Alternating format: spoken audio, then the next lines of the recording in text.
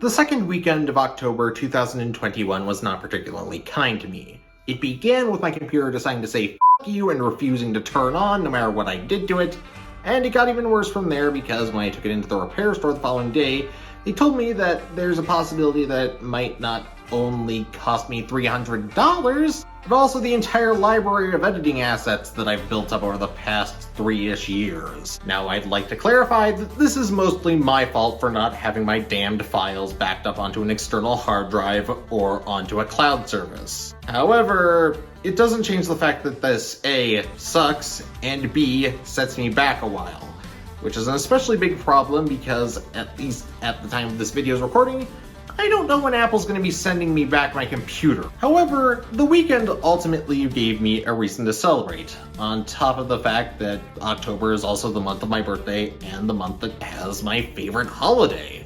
And that is, well, I hit 500 subscribers. So this is going to be our 500 subscriber special, my birthday special, and also the Halloween special all rolled into one. So salutations, denizens of the internet. I'm Firebite27, and let us commence our analysis of Transformers Robots in Disguise 2001 Scourge.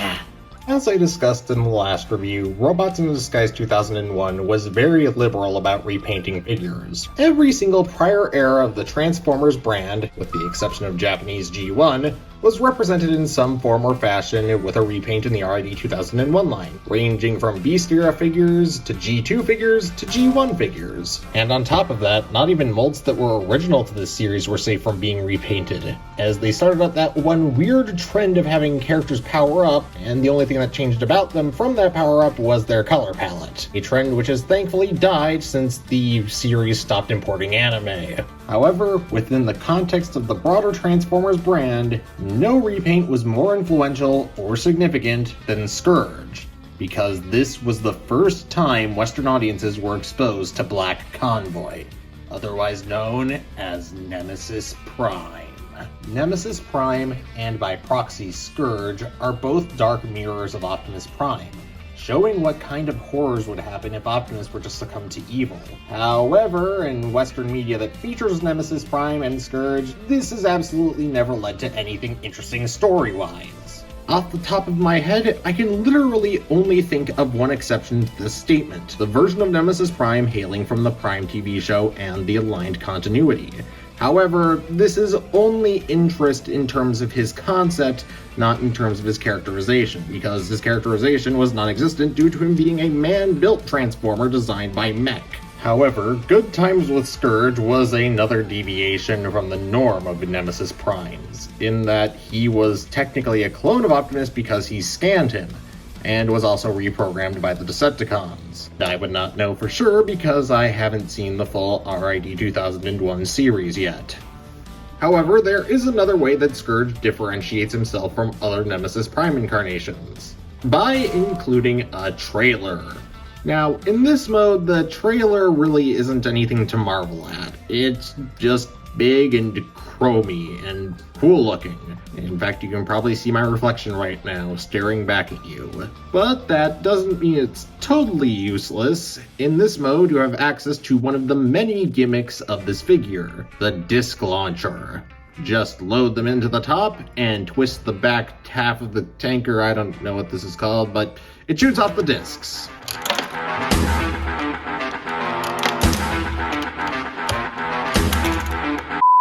Now, I'm convinced that you weren't supposed to use that feature in this mode. After all, it's more for the battle station mode that comes in robot mode.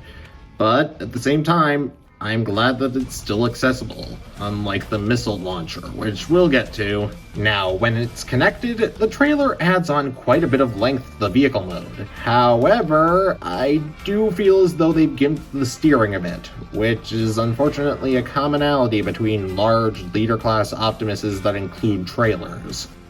And fortunately, thanks to all of the wheels on this figure being pinned rather than clipped, this figure rolls fairly well, even with the tanker installed. However, extra length is not the only thing that this trailer adds on, as it actually makes the figure substantially taller in this mode. So let's get on to those size comparisons. Here's RID 2001 Scourge next to my last review, the RID 2001 3-pack featuring Mirage GT, Scavenger, and Night Cruise, Spy Changer Scourge, Cyberverse Skybite, Reveal the Shield Laser Optimus, Transformers Adventure Nemesis Prime, and a standard Qtama, a standard can of sparkling water, and Fraudside. So overall, Scourge's vehicle mode is really cool in a threatening kind of way. It looks like a kind of car that a villain would drive around in order to wreck up whatever the hero is doing.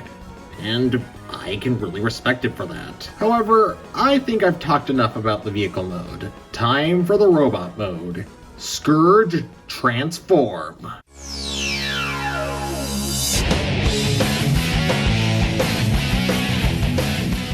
Here we are in robot mode and, I can't help but feel like we're missing something. Oh right, that's because it's in the trailer. Now, in order to transform this, first you need to undo this latch here. And if you've lost the thing that turns the gun into the turret, just take it off to the side. Now, come under here to this little button down here. Press it. There we go. And fine. Oh, and give Scourge his sword. Now, we still have a few things left to do in order to turn this into the full battle station mode. First off, take off this, and you've lost at least 50% of the missiles like the previous owner or owners did. Take the ones that you have stored in here and load them into the missile launcher. Now you see this down here, this little thing that kind of looks like a Phillips head screw. Well, you're going to want to just plonk that onto the ball joint here. Next part of the battle stationing process is to flip down this little bit right here and, well, it doesn't slide out, which it kind of did. And take out the pump back here, unfurl the tubing, and take the missile that should be stored here, and plug that in there. This missile doesn't really work all that well. Allow me to demonstrate. See, it doesn't work. And now for the third and final part of the battle stationing process, take up the disc launcher, point that in whatever direction it needs to go, and load in the discs. That's all there is to it. So, with the trailer covering all of the gimmicks from the missile launchers, to the disc launchers, to the pump action missile. Are you shitting me? Which, all told, gives this trailer a lot of play value when compared to other Optimus Prime trailers. So, I ultimately like it, even if the top of it kind of looks like a self-contained DJ turntable. Hit it, Zaytar!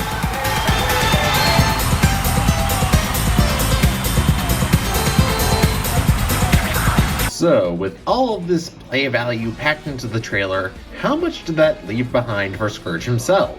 Not an impressive amount, to be quite frank. Now, for those of you who aren't in the know somehow, this figure is a repaint of Generation 2 Laser Optimus Prime. And the thing about Generation 2 figures is that while they can be fun, a lot of them are built around gimmicks. And in the case of this mold, as well as the rest of the laser rods, the gimmick they were built around were LEDs in their hands that lit up their swords. However, here's the problem. Scourge, for whatever insane reason, had the feature gutted in both releases. So what that ultimately leaves you with is this vestigial button and also battery cover here at the back. So yeah, that doesn't have any use. And because LEDs need electricity to function, they had to put wiring through the arm. And also meant that they had to remove any chance of giving it a wrist swivel, because that would probably interfere with the LED since they placed it at the bottom of the fist. You can even see vestigial tooling on the bottom of the forearm from where the wire would have run through. However, this gutted gimmick isn't the only thing that's ruining the articulation, for me at least, because compared to what I'm used to, it feels quite limited. Maya, talk about the articulation, please. Scourge possesses a swivel at the neck, shrugging action, rotation and outward spread from the shoulders, bicep rotation, elbow bend, waist rotation, universal hips and a knee bend. In all seriousness, Scourge's articulation is just 3 joints away from standing alongside modern figures as equals. He's missing a thigh swivel, wrist swivels, and ankle pivots. However, my frustration with the articulation does not come from what it lacks, but rather the esoteric ways in which they have limited the articulation. There are 2 offenders here. First is that there are stopping points on the bicep swivel. You can only rotate it 180 degrees for no reason. There's an internal locking mechanism that I'm sure helped the wire when it had an LED, but it doesn't have one anymore. Why does it still need to be in there? The second one is how large the shoulders are, because those not only box in the movement, but are so large that you could actually mistake them for city skyscrapers and perch actual birds on them. What it ultimately comes down to is that I have been absolutely spoiled by the articulation standards of modern figures. So going from the WFC trilogy to something like this feels like a major downgrade. Fortunately, what ends up helping this mold overcome its lackluster articulation is its color scheme. There's a reason that going forward, this became the default look for Nemesis Primes. It looks awesome. It's very limited, yes, just being metallic teal, a bit of black and gray, and also silver and red, but it works! The best way I can describe this aesthetic is if Shao the Hedgehog had the red highlights of his quills swapped out for cyan. It's powerful. I found you! Faker! Faker? I think you're the fake hedgehog around here. You're comparing yourself to me? Ha! You're not even good enough to be I'll my make you fake. eat those words!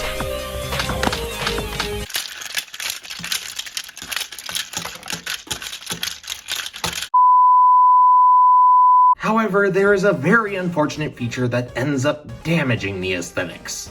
And it's right front and center of the chest.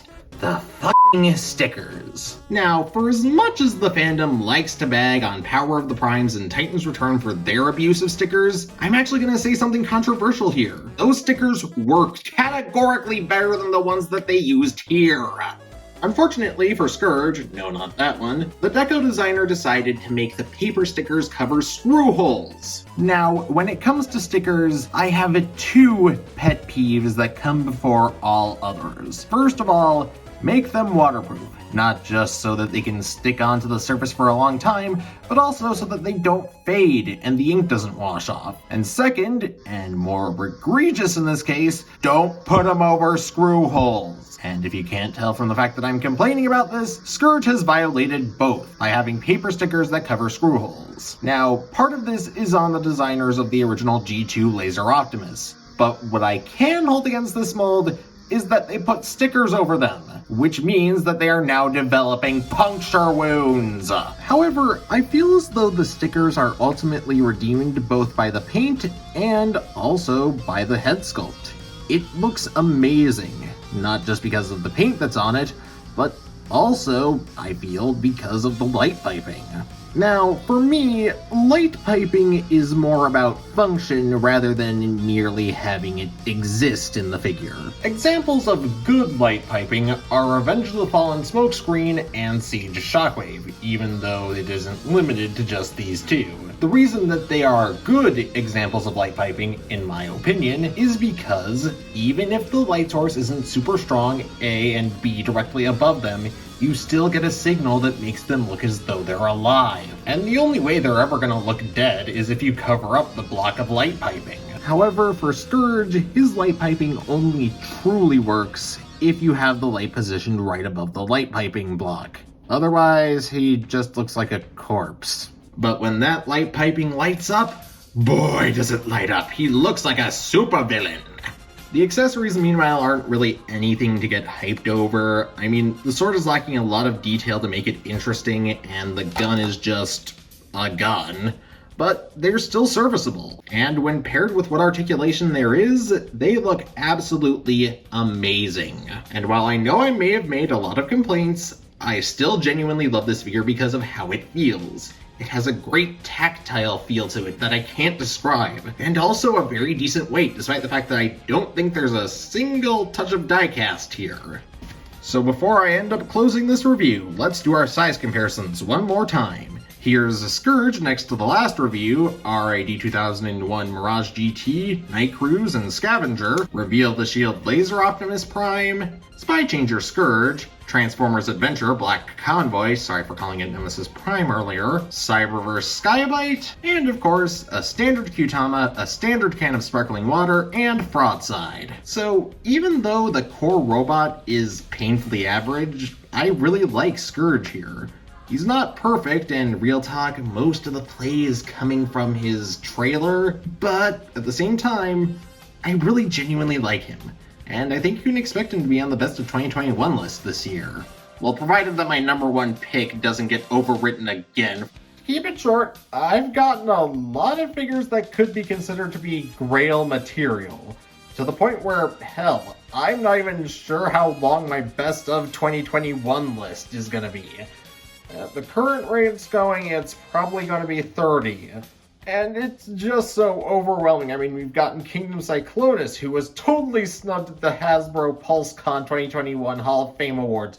We've also gotten Origins Bumblebee, and also Studio Series 86 non-Rekar. They're also gonna... So overall, is RID 2001 Scourge worth adding to your collection? Well, yes, but I wouldn't recommend paying any more than $60 for a complete set. And that's for a good reason.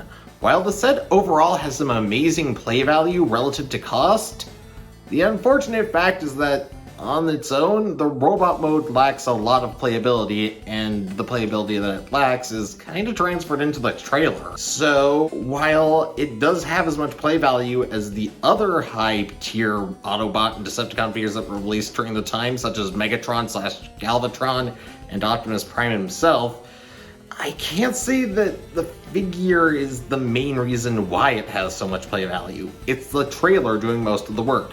Not to mention, I'm not terribly impressed with the articulation. Then again, I've been absolutely spoiled by the War for Cybertron trilogy, so I might have standards that are way too high. But in any case, I'd say that I'd recommend this figure with a solid 7.5 out of 10. And with all that out of the way, I can now get on to some long overdue shoutouts. The first shoutout actually goes to Rhymes Worth a Dime, whom I purchased this figure and trailer from. Second shoutout goes to Master Fire, who literally supplied me with most of the money I needed to back HasLab Starsaber. And then the third and final thanks has to go to all of my patrons who backed me in this 2-month-long dry spell. Props to all of you. You really did keep this channel afloat all this time. And with that all said, thank you for watching this video. I hope you enjoyed it, and if you did, please remember to like it. Also, comment down below to tell me your thoughts on the figure, or on the video in general, and also be sure to subscribe and ring the notification bell so you can see my next videos if you really enjoyed this one. And if you feel so inclined, please check the description for links to my Ko-fi page, Teespring, and Patreon so you can back this channel financially. And with that all being said, this is Firebite27, over and out, and I'll see you next time.